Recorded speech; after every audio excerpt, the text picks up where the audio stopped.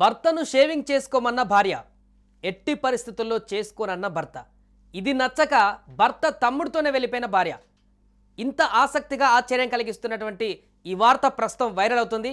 ఉత్తరప్రదేశ్లో జరిగినటువంటి ఈ అంశం తాజాగా వెలుగులోకి వచ్చింది. తన భర్త గడ్డంతో ఉండడం ఆ మహిళకు అస్సలు నచ్చలేదు.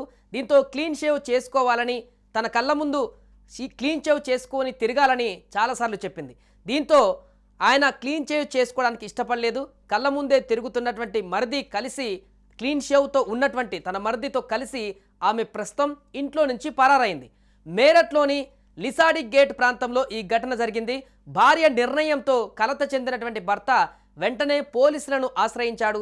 మౌలానా షకీర్ అర్షీ అనే యువతితో 6 నెలల కిందట అతనికి పెళ్లి జరిగింది.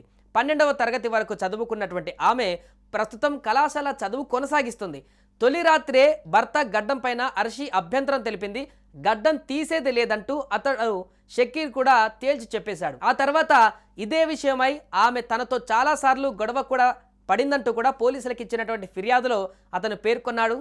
షకీర్ ప్రతిరోజు ఉదయం పనికి వెళ్ళిపోయాక ఇంట్లో ఆయన తల్లి, సోదరుడు అంటే ఆ యువతికి మర్ది ఉండేవారు. ఈ క్రమంలో క్లీన్ షేవ్తో కనిపిస్తున్నటువంటి షకీర్ సోదరుడు ఆమెకు చేరువై ఇద్దరు కలిసి ఎటో వెళ్ళిపోయారు.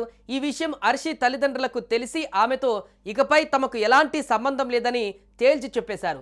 షకీర్ ఫిర్యాదుతో ఇద్దరు వ్యక్తులు తప్పిపోయినట్లుగా కేసు నమోదు చేసి దర్యాప్తు చేస్తున్నట్లు మేరట్ సిటీ ఎస్పీ ఆయుష్ విక్రమ్ సింగ్ మీడియాకు తెలిపారు.